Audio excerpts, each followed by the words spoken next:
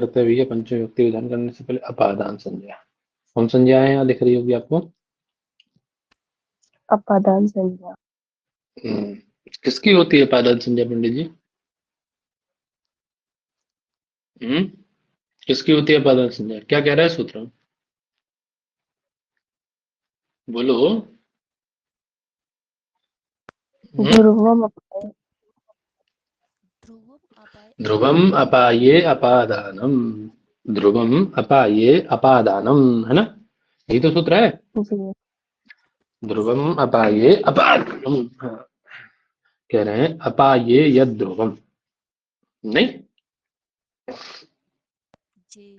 अपाये यद ध्रुवम तत् अपादानम। अपाय में जो ध्रुव उसकी अपादान होती है संज्ञा। ठीक। अब अपाय, ध्रुव और अपादान। अपादान तो संज्ञा हो गई। संगी कौन है? किसकी हो रही है? किसकी हो रही है ये अपादान संज्ञा? संगी कौन है? तो ये ध्रुव की, है ना? कैसे ध्रुव की? वही अपाय में जो संबंधित है, अपाय से जो संबंधित है उस ध्रुव की, है ना? अब आप कहोगे भैया ये में चलो अपादान तो संज्ञा है, ये तो बात ठीक है आपकी, है ना? लेकिन अपाय और ध्रुव का मतलब तो समझा दो। नहीं, तो ध्रुव क्या है और अपाय क्या है? जी तो अपाय बोलते हैं भैया विश्लेष को। किसको बोलते हैं? विश्लेष को। अपायो नाम विश्लेष। विश्लेष मतलब एक का दूसरे से अलग होना, है ना? पृथक्करण भी बोल देते हैं इसको। क्या बोल देते हैं पंडित जी? पृथक्करण। हाँ, ठीक है। बाकी और आगे देखेंगे, है ना? तो इसका नाम है अपाय। ठीक, ठीक है सर। जी भैया। ठीक। तो वही कह रहे हैं अपाय में अर्थात इस विश्लेष में यानी पृथक्करण में जो ध्रुव होता है अवधिभूत ध्रुव है। कैसा ध्रुव है पंडित जी?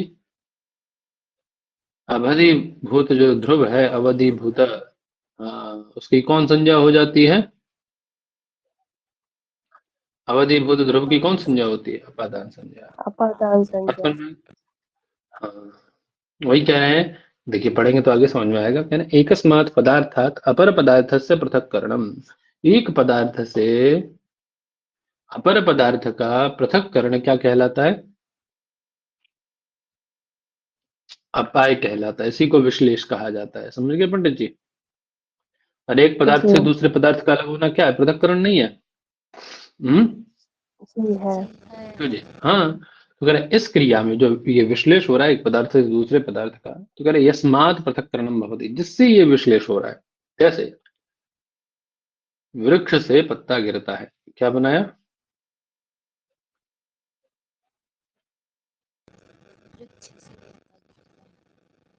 ठीक है। तो पत्ते का विश्लेष हो रहा है ना? पत्ते का विश्लेष हो रहा है ना? जी जी किससे हो रहा है विश्लेष पत्ते का? वृक्ष से। वृक्ष से हो रहा है। तो वृक्ष क्या हो गया? ध्रुव हो गया ना, अवधिभूत ध्रुव हो गया ना? यही हो गया ना अवधिभूत ध्रुव? जी वही कह रहे हैं। तत्कारकम अपादान संज्ञकम भवति। उस कारक की क्या संज्ञा हो जाएगी? उस अवधिभूत ध्रुव की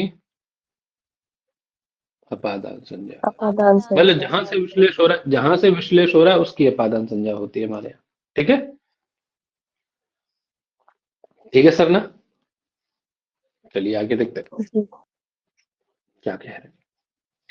कह रहे हैं यस्याम क्रियायाम अपायः अर्थात विश्लेषः पृथक्करणम सेपरेशन विद्यते, तस्याम क्रियायाम उस क्रिया में यद अवधिभूतम जो अवधिभूत ध्रुव है ना? अर्थात जहां से पृथक्करण हो रहा है। समझ में आ गई बात? यह पदार्थ पृथक्करणस्य सीमां दर्शयति। तो वृक्षः दर्शयति ना? वृक्ष दर्शयति ना? वृक्ष वदतु। वृक्षात् एव पर्णस्य पतनं भवति ना? जी वृक्षादेव भवति न?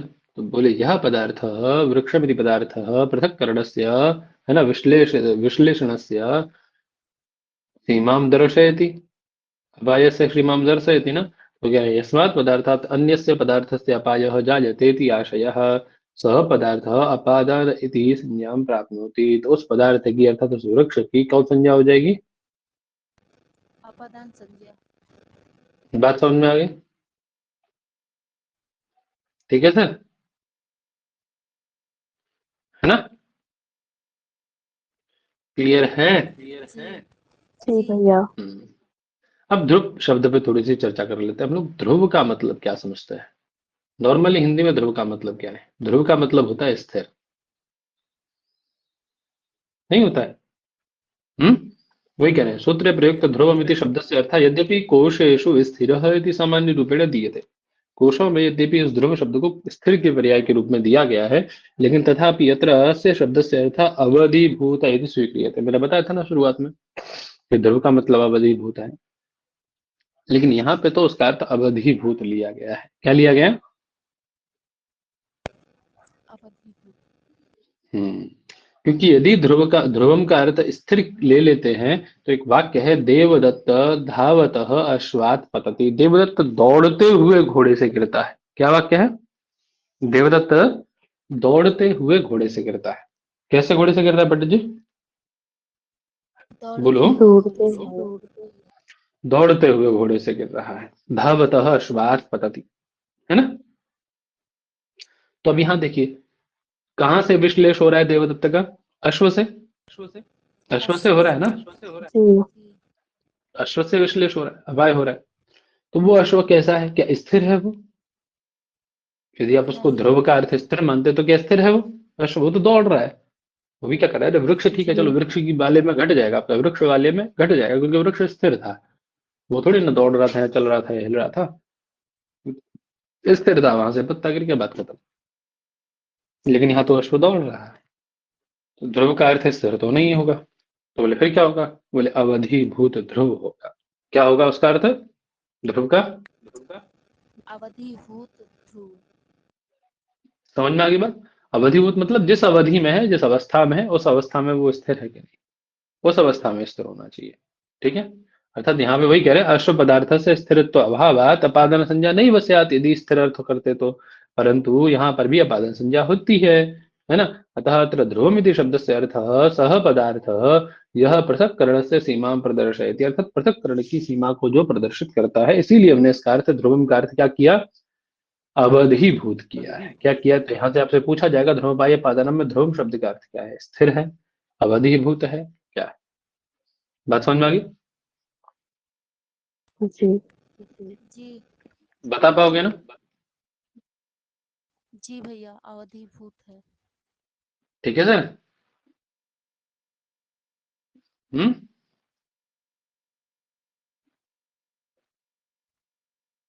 ठीक है साहब। जी भैया। जी सर। हम्म। अब देखो, अब वो सब अपना चर्चा कर रहे हैं, बाद में कह रहे हैं कि भैया देखो, ध्रुवम देने में ध्रुवम का अर्थ यदि स्थिर भी करते हैं तो भी कोई दोष नहीं है ना? वो सब चर्चा अपना बाल मनोरमाकार फिर उसका उत्तर देते हैं कि द्वयो हो संयुक्त जो हो अन्य तरस्य चलनाद विश्लेष इति स्थिति ही तत्र तादृश चलना आश्रय अनाश्रय भूत ध्रुवम, है ना? सब चर्चा कर रहे हैं कि जहाँ पर दो पदार्थ यऊ आदौ संयुक्त स्तः वृक्ष और पर्ण, है ना? जो दो पदार्थ पूर्व में संयुक्त थे वो अब क्या कर रहे, क्या हो गए हैं? एक वृक्ष की एक एक वस्तु की अपेक्षा अपेक्षा दूसरे में चलन प्रारंभ हो गया, इसी को विश्लेष कहा जाता है ना? एक पदार्थ दूसरे की अपेक्षा स्थिर है और दूसरा दूसरे में गति आ गई है, बस यही तो विश्लेष है। तो ऐसा करके वो विश्लेष का अर्थ कर देते हैं स्थिर, है ना? ध्रुव का अर्थ कर देते हैं। ठीक है सर? जी जी हम्म। समझ में आ गई बात ना सबको? तो उसकी अपादान संज्ञा हो जाती है। अब एक और सूत्र, एक और वार्तिक आ गया, उसको भी देख लेते हैं, चले आप। कहना है जुगुप्सा विराम प्रमादादि अर्थानाम उपसंख्यानम। कहना है इस सूत्र में, भाष्य में काशिका में, भाष्य काशिकायांच एक वार्तिकम पठ्यते। कौन सा वार्तिक? बोले जुगुप्सा विराम प्रमादादि अर्थानाम अपि उपसंख्यानम। किम उपसंख्यानम? अपादानत्वम, अपादान संज्ञा। ठीक है? समझ आई बात? जुगुप्सा जी विराम प्रमाद, है ना? ये धातु है और इनके सदृश अर्थ को द्योतित करने वाली धातु है ना? जुगुप्सा विराम प्रमाद आदि एतेषाम अर्थानाम संदर्भेण, अर्थात इन अर्थों को द्योतित करने वाली धातु ये धातु है, और इन अर्थों को, जुगुप्सा अर्थ को जो द्योतित करती हो, विराम अर्थ को, प्रमाद आदि अर्थों को जो द्योतित करती हो धातुएं, उन सब के उनके योग में भी कौन विभक्ति होती है, सॉरी कौन संज्ञा हो जाती है कारक की? आपादान संज्ञा। हम्म? अपादान संज्ञा। केवल मतलब आप क्या कह रहे थे सूत्र में कि अपाय जो अवधिभूत ध्रुव है उसमें जो अपाय होता है उस अपाय से संबंधित, जो अपाय से संबंधित शब्द है उसकी अपादान संज्ञा होती है। लेकिन ये कहना भैया जुगुप्सा से संबंधित, विराम से संबंधित और प्रमाद, है ना, इनसे संबंधित जो भी अर्थ होगा उस अर्थ की भी क्या उस कौन संज्ञा होगी? बोलो। अपादान उस अर्थ की भी संज्ञा। अपादान संज्ञा होगी। ठीक है, धातु है नहीं, अर्थ है उसका अर्थ। ठीक है, जैसे उदाहरण देखिए, कह रहे पापात जुगुप्सति, देखिए। ठीक है, तो जुगुप्सा है, किससे संबंधित जुगुप्सा है? किससे संबंधित जुगुप्सा, किससे संबंधित घृणा है उसको? पाप से, पाप से संबंधित जुगुप्सा है ना? बताइए, है कि नहीं? जी हम्म? जी जी। भैया।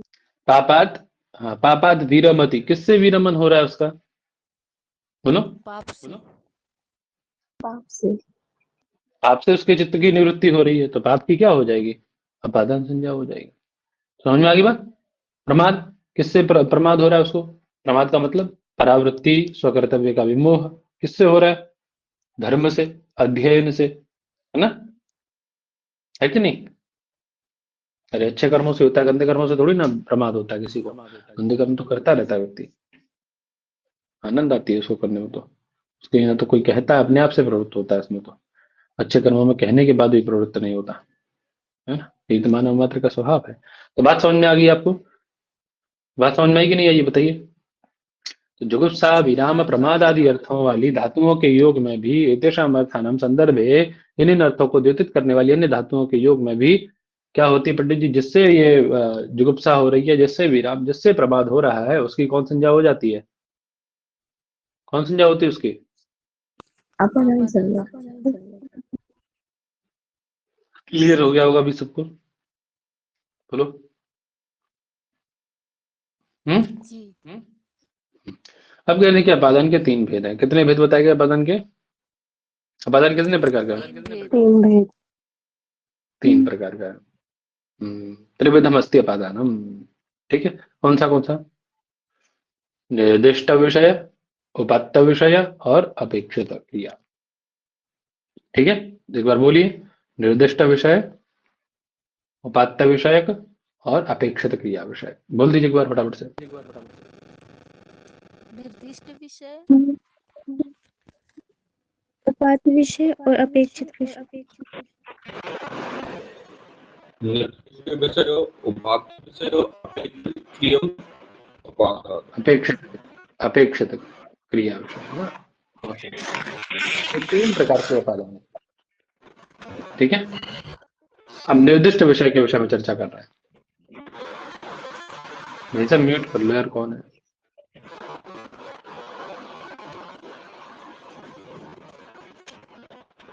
कौन विद्वान है? निर्दिष्ट विषय सबसे पहले आता है। कह रहे यत्र, जहां पर अपाय से, अपाय का साक्षात निर्देश दृश्यते, जहां अपाय का कैसा निर्देश दिखाई देता है? साक्षात निर्देश दिखाई देता है ना, वहां निर्दिष्ट विषय का पादान होता है। जैसे वृक्षात पर्णम प्रतति, ग्रामाद आगच्छति, पर्वतात अवतरति, ये सब क्या है? निर्दिष्ट है, मतलब एकदम स्पष्ट दिखाई दे रहा है ना अपाय यहाँ पे प्रत्यक्ष रूप में, वो निर्दिष्ट विषय का पादान है। बात समझ में आ गई? उपात्त विषय क्या है? कह रहा उपात्तम इत्युक्ते कथंचित प्राप्तम, किसी प्रकार से प्राप्त हो जाए। अपाय से साक्षात निर्देश न वर्तते, परंतु अन्यस्याम कस्यामश्चित् क्रियायाम अपायः गर्भितः अस्ति, मतलब किसी अन्य क्रिया में वो अपाय छिपा हुआ है ना, और किसी अन्य क्रिया के माध्यम से हमें ज्ञात हो रहा है, तो उसको हम लोग क्या कह देते हैं? उपात्त विषय का पादान कह देते हैं। ठीक है, समझ आई बात? जैसे बलाहकात विद्युत विद्युतते, क्या बोल रहे हैं? बलाहकात विद्युत विद्युतते, अर्थात लाइट क्यों पता पड़ती है कि लाइट चमक रही है? क्योंकि आकाश में चमकती है ना, वो जो बादल है, बादलों में चमकती है ना, द लाइटिंग जी। शाइन्स फ्रॉम द क्लाउड्स, बादलों से ही पता पड़ रहा है ना आपको कि विद्युत चमक रहा है। तो अब ये विद्युत चमक रहा है हमें किससे पता पड़ रहा है? बादलों से ना, बलाहकात। यदि किसी अन्य विद्युत द्योतन क्रिया के द्वारा हमें पता पड़ रहा है कि बलाहकात विद्युत विद्युतते, है ना, अन्यथा नहीं पता पड़ता यदि नहीं होते तो। समझ आ रही बात? वही कह रहे हैं विद्युतते इति मुख्य क्रिया अस्ति, जी। परंतु अस्याः क्रियायाः पूर्वत्थम विद्युत मेघात निष्क्रमणम, विद्युत का मेघ से निकलना, अपि भवति, ये भी हो रहा है। ठीक है, अनेन प्रकारेण अत्र मेघात विद्युतः अपायः, मेघ से विद्युत का अपाय हो रहा है कि नहीं हो रहा है? क्यों जी? हो अरे रहा कभी है। तो ऐसा होता है बहुत बार कि वो उसको आक्रांत करके नीचे आ जाती, जमीन पे देखा हो, कहीं किसी वृक्ष पे गिर जाती, किसी व्यक्ति पे गिर जाती है, वो समाप्त कर देते सबको, देखा है ना? सुना होगा बहुत जगह कि आकाशीय बिजली गिरने से इतने की मौत या ये नुकसान, सुनते हो ना? अपाय तो होता है ना अभी। तो किससे पता पड़ रहा है हमें? उद्योतन क्रिया से पता पड़ रहा है कि वहां अपाय हो रहा है। ठीक है, तो कैसा अपाय हो गया? ये उपात्त विषय का अपाय हो गया। कैसा अपाय हो गया? उपात उपात विषय विषय। में पाए। मतलब किसी दूसरी क्रिया के द्वारा ज्ञात हो रहा है हमें कि अपाय हुआ है यहाँ पे। ठीक है, जैसे कुसूलात पचती, अब कोई व्यक्ति कुसूल देश से सामान ला करके पकाता है, तो अब ये कुसूल से सामान लेकर के आए, ये हमें कैसे पता पड़ेगा? कुसूल देश से वह वस्तु लाया है और फिर अब पका रहा है, किससे पता पड़ रहा है हमें ये बात? पचन क्रिया के द्वारा पता पड़ रहा है ना कि वो कुसूल देश से सामान लाया। समझ में ही नहीं आई? चलिए आगे, अपेक्षित क्रियापादान क्या कहलाता देखते हैं। कह रहे हैं यत्र वाक्य, जिस वाक्य में काफी क्रिया निर्दिष्टा नास्ति, कोई क्रिया निर्दिष्ट नहीं है, लेकिन संदर्भ दृष्ट दृष्टवा समुचिताय क्रियायाः अध्यारं च कृत्वा आधारेण अपायस्य ज्ञानं भवति, लेकिन समुचित क्रिया के अध्याय को करके उसके आधार से, आधार के द्वारा अपाय का ज्ञान हो जाता है, वो अपेक्षित क्रिया अपादान कहलाता है। जैसे कुतो भवान, आप कहाँ से आ रहे हैं? आप कहाँ से आ रहे हैं तो अध्यार किया जाता है, बोले हम पाटलिपुत्रात्। ठीक, तो ये क्या कहलाती है? ये कैसी क्रिया कहलाती है भैया? कैसा पादन कहलाता है? अपेक्षित अपेक्षित। क्रियापदान। तो संदर्भ को देख करके यहाँ समुचित क्रिया का अध्ययन किया जा रहा है। अब यहाँ है तो है नहीं, देखिए कोई क्रिया तो उसने बताई नहीं, कोई क्रिया बोली क्या? नहीं बोली ना। नहीं। तो अपेक्षित क्रिया का कि मैं आया हूँ, जा रहा हूँ, ये सबका आप अध्ययन कर लेना, है ना? या जाऊंगा, ये सबका अध्ययन आप कर लेंगे, तो इसको क्या कहते हैं हम लोग?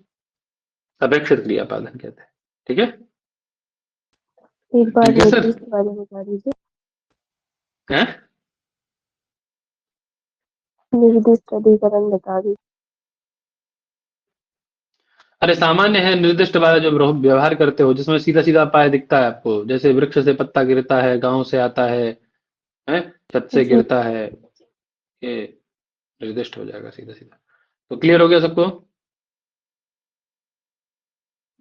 अपायो नाम विश्लेषः, अपाय मतलब विश्लेष होता है, और तस्मिन साध्य, उस विश्लेष को साध्य करने में, अर्थात सिद्ध करने में, यद ध्रुवम अवधिभूतम, जो अवधिभूत ध्रुव है उस कारक की अपादान संज्ञा हो जाती है। बात समझ में आ गई है? जी। चलिए आगे क्या करें? अपादाने पंचमी, अग्रिम सूत्र क्या है? अपादाने। अब अपादान संज्ञा कर दी तो अपादान संज्ञा में विभक्ति कौन होगी पंडित? कोई विभक्ति होगी क्या अपादान संज्ञा में? बोले हाँ होगी ना, कौन होगी? बोले अपादाने पंचमी। अपादान में कौन व्यक्ति होती है? कौन पंचमी। व्यक्ति थी पादान? पंचमी। हाँ, वही कह रहे थे। कह रहे ग्रामात आयाति, गांव से आता है, धावतः अश्वात पतति, दोनों उदाहरण दे दिए पंडित जी आपके, है ना? दोनों उदाहरण दे दिए, तो अब समझाने की जरूरत तो है नहीं। कहाँ से आ रहा है? देवदत्त ग्रामात आयाति, देवदत्त गांव से आता है। देवदत्त का अपाय कहाँ से हो रहा है? कहाँ से अपाय हो ग्राम रहा से। है? बोलो। गांव से। इसीलिए क्या हो जाएगा उसमें? पंचमी विभक्ति अपादान संज्ञा होकर। अपादान संज्ञा बन गई, इतनी सिंपल सी बात है ना? चलिए, ऐसे धावतः अश्वात पतति, अश्व क्या है? अवधिभूत ध्रुव है, वहीं से गिर रहा है वो, चलाने वाला उसको, उसमें पंचमी। ठीक है, अपादान संज्ञा हो गया। अज्ञान कारक में दिखे, आपने ये कारक की अनुवृत्ति क्यों ली, ये बताइए। अपादान कारक में अवधिभूतम यद ध्रुवम कारकम अपादान संयम बहुत, ऐसा कारक कहने की जरूरत क्या थी? ये मुझे समझ में नहीं आया। क्यों जी कारक कहने की जरूरत क्या थी? तो बोले वृक्ष से वर्णम पतति, वृक्ष का पत्ता गिरता है। क्या बोला? वृक्ष का पत्ता गिरता है। ठीक है, तो अब यहाँ क्या है पंडित जी? यहाँ देखिए वृक्ष का और पत्ते का संबंध है। क्या है? संबंध है। अपाय यहाँ भी हो रहा है, यहाँ विश्लेष नहीं हो रहा है। अरे वृक्ष से पत्ते का विश्लेष हो रहा है कि नहीं हो रहा है बताओ। बेशक वो अलग विषय, लेकिन विश्लेष तो हो रहा है पंडित। नहीं हो रहा है, बताओ, बोलो महाराज। हो रहा है विश्लेष है ना, जी। विश्लेष दिख रहा है ना, बस सिंपल सी बात है। ठीक है, तो वृक्ष से परिणाम पतति, वृक्ष का पत्ता गिरता है। तो बोले ऐसा नहीं कहते, यदि कारक नहीं ग्रहण करते तो ये संबंध है ना जो कि आपका कारक में नहीं आता है। संबंध कारक में आता है क्या? नहीं आता है ना। तो यदि ऐसा नहीं कहते कारक, तो ये जो वृक्ष से परिणाम पद्धति है ना, यहाँ वृक्ष से परिणाम पद्धति की अपेक्षा यहाँ भी क्या होने लग जाता है, उसकी उपादान संज्ञा होकर के वहां भी क्या होने लग जाती है, वृक्षात परिणाम पद्धति, ऐसा होने लग जाता है। समझ में ये बात? जी। इसीलिए हमने कारक ग्रहण किया। चले आगे। बाकी वार्तिक तो आपने देख ही लिया है। जुगुप्सा विराम प्रमाद आदि अर्थों का भी संख्यान करना चाहिए, अर्थात उनकी भी अपादान संज्ञा करके उनमें पंचमी कर देनी चाहिए। बात खत्म। चलिए आगे। पंचमी का विधान कर रहा है सीधा सीधा वार्तिक। भीत्रार्थानाम भय हेतु, क्या है अग्रिम सूत्र? बोलो बेटा। भीत्रार्थानां भय हेतु। भीत्रार्थानाम भय हेतु, अर्थात भय हेतु क्या है? भय हेतु अपादानम स्यात्। भय के हेतु की कौन संज्ञा हो जाती है भैया? भय हेतु अपादानम स्यात्। भय का कह रहे हैं भीत्यर्थकानां त्राणार्थकानां च धातूनां प्रयोगे भयस्य कारणम, है ना, अर्थात भय का कारण जो कारक है उसकी अपादान संज्ञा होती है ना। कौन कौन धातु? भीत्यर्थकानां और त्राणार्थकानां च धातूनां प्रयोगे। भीत्यर्थक धातुएं और त्राणार्थक धातुएं, इन धातुओं के प्रयोग में भय के कारण की कौन संज्ञा हो जाती है पंडित जी? कौन संज्ञा होती है भय के कारण की? ठीक है, तो भीत्यर्थक धातुएं और त्राणार्थक। भीत्यर्थक मतलब जो भय अर्थ वाली धातुएं हैं, है ना, भी, भीति, भयम, है ना, विभेति, ये सब क्या है? भयार्थक धातु है। ठीक है। जी। त्रायते, रक्षते इत्यादि सब क्या है?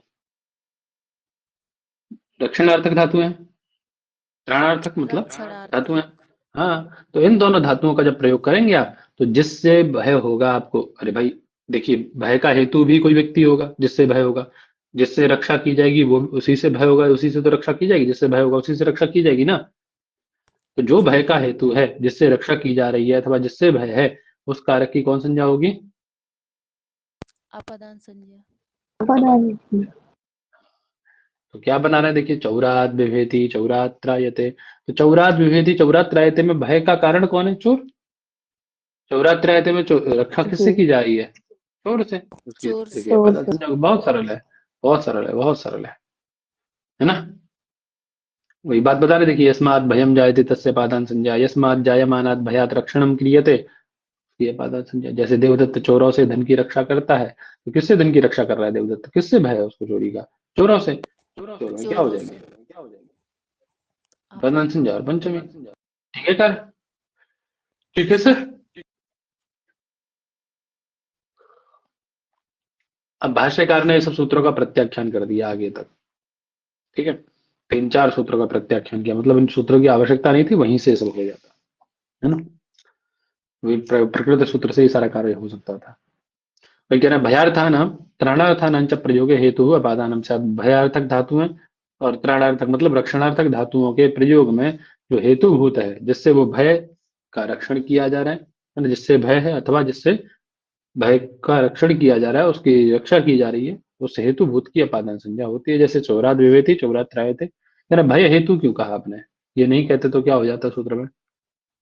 बोले हटा के देख लो, पता पड़ जाएगा आपको। चलो हटा दिया हमने। अब क्या बन जाएगा? बोले भयार्थक धातु और त्राणार्थक धातुओं के प्रयोग में अपादान संज्ञा होती है। सिंपल सी बात है अब तो, है ना। अब ये नहीं है कि भय के हेतु में होती है, अब ये नहीं बचा ना आपका। अब तो क्या हो गया कि भयार्थक धातु और त्राणार्थक धातुओं के योग में कौन संज्ञा होती है? बोलो। अपादान संज्ञा। अपादान संज्ञा होती है ना। तो क्या बना रहे हैं? बोले चौरा चौरा वो क्या बनाना, सॉरी, देखिए भय हेतु इति किम, तो कह रहे अरण्ये विभेति त्रायते वा। बोले जंगल में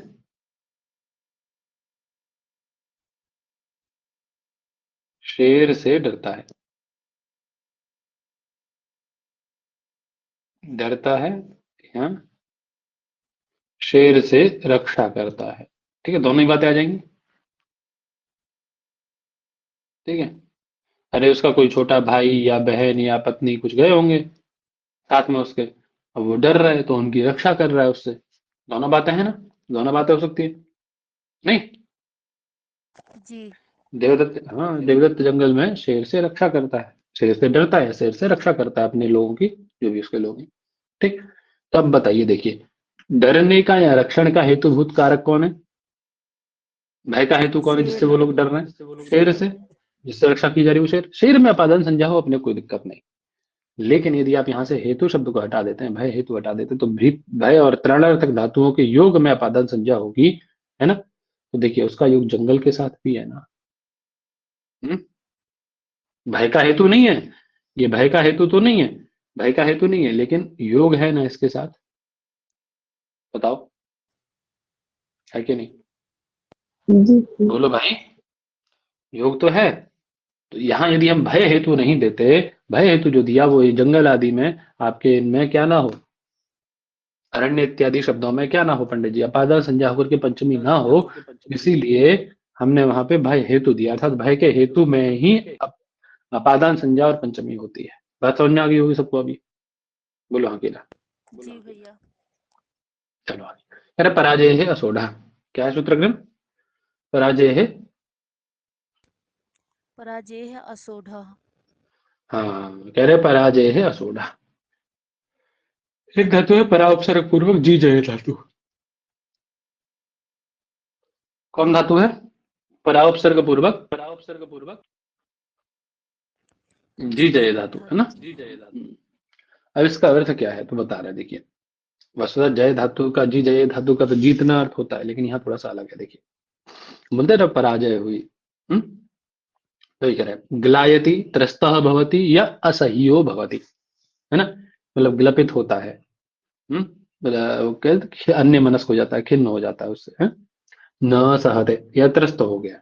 ठीक है, इन सब अर्थों में यह असह्य पदार्थ, अर्थात जिससे त्रस्त होता है, जिसको नहीं सहन कर पाता है, जिससे ग्लपित होता है, तो वो पदार्थ क्या क्या कहलाएगा? वो असह्य पदार्थ कहलाएगा नहीं कहलाएगा? बताओ। जी हम्म? कहलाएगा। अरे जैसे छात्र अध्ययन से पराजित होता है, अध्ययन को वो, अध्ययन से त्रस्त हो गया, अभी 16 18 घंटे 22 घंटे उसको पढ़ाया जा रहा है मार मार के, तो त्रस्त होगा कि नहीं होगा उससे?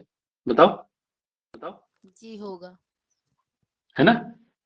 तो उसके त्रस्त होने का जो असह्य कारण है, जो असह्य पदार्थ है, वो कौन है? अध्ययन। उसमें कौन संज्ञा हो जाती है उसकी? अपादान संज्ञा। बात समझ में आ गई सबको? ठीक है। जी भैया।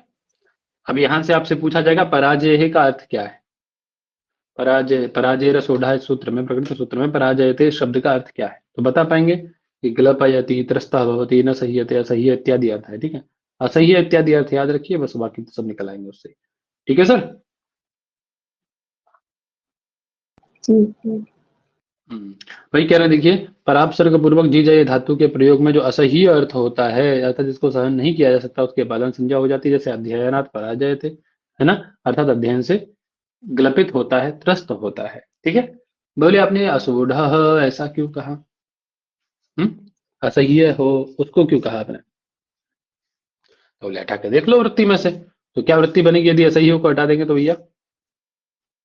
अरे असोढ़ा मतलब असह्य ना, क्या वृत्ति बनेगी? बनाओ देखो, सिंपल सी वृत्ति बन जाएगी कि परा उपसर्ग पूर्वक जी जय धातु के प्रयोग में, है ना, अर्थों की अपादान संज्ञा होती है। जो भी का अर्थ है, पदार्थ है, उनकी अपादान संज्ञा होगी, तो बस कुछ नहीं बचेगा ना फिर तो, चाहे वो असोढ़ हो, नहीं। चाहे असह्य हो, चाहे अनसह्य हो, सब की अपादान संज्ञा होगी एक तरफ से। तो कहने शत्रुन पर आ जाते, क्या वाक्य बनेगा?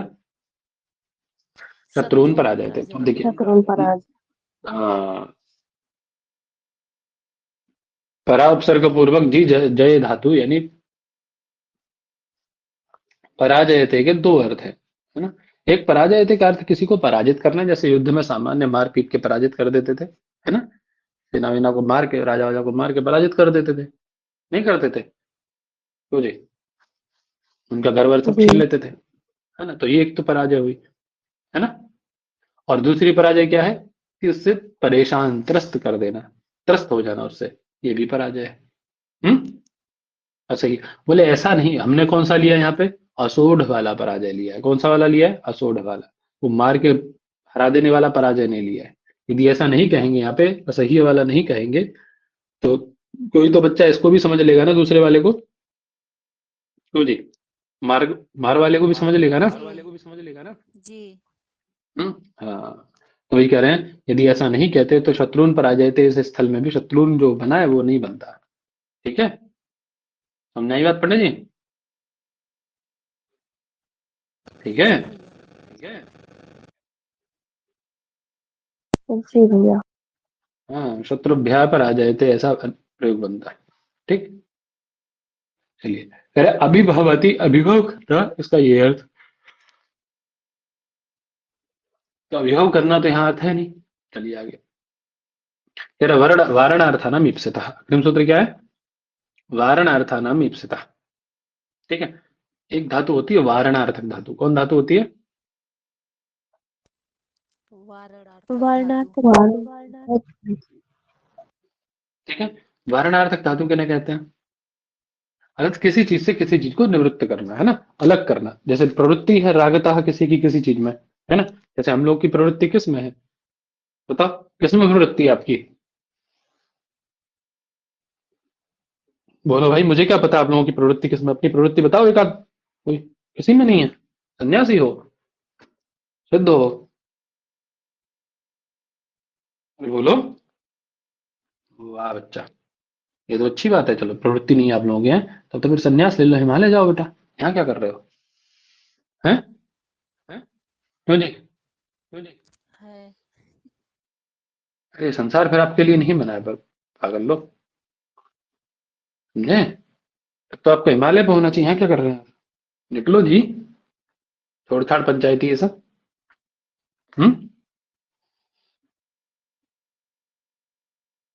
अरे बोलो किस में प्रवृत्ति है, किसी में नहीं है, से पढ़ने में बताने में शर्मा रही होगी, है ना, होता है। चलो, अरे भैया पढ़ाई में बोल दो, अच्छे कामों में ही बोल दो, कोई जरूरी है कि उल्टा सीधा कुछ बोलना है, पढ़ने में नहीं है, हैं? खाने में नहीं है, फिर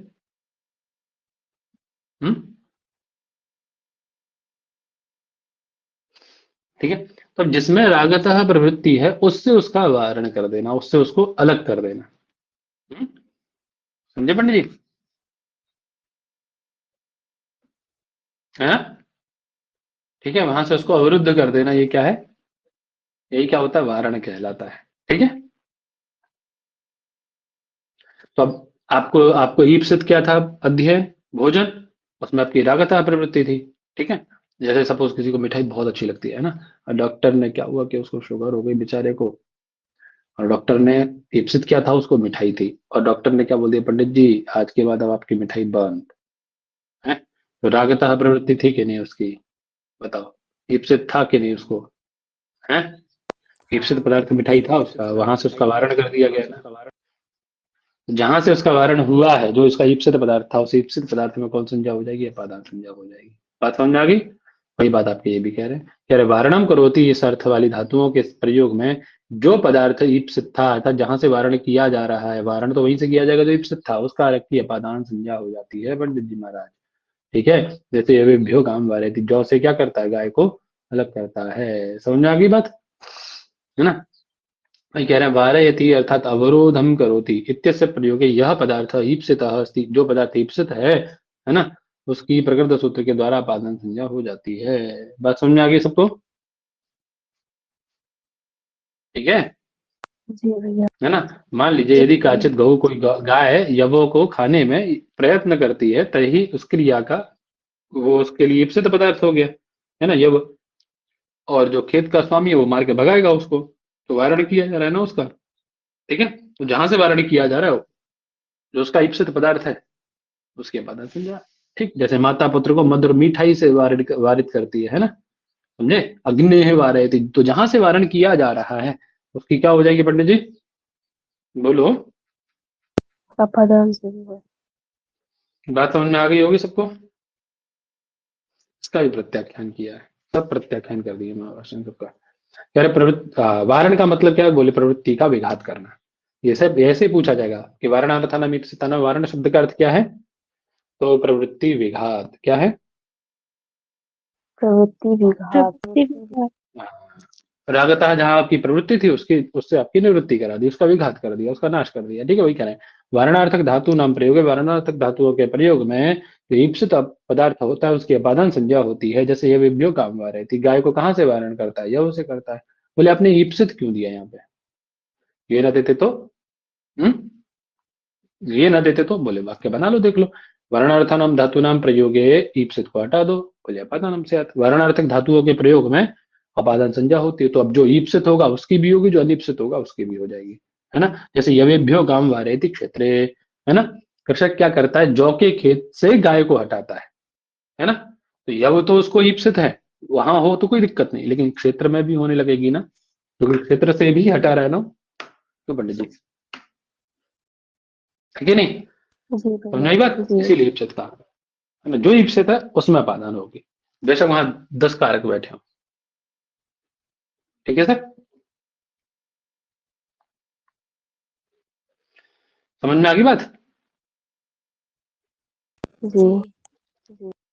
चले आगे, इतना ही रखते हैं ना अभी के लिए, 35 सूत्र हो गए, है ना, इतना ही रखते हैं। तो आप समझिए इसको अच्छे से, है ना। ठीक है।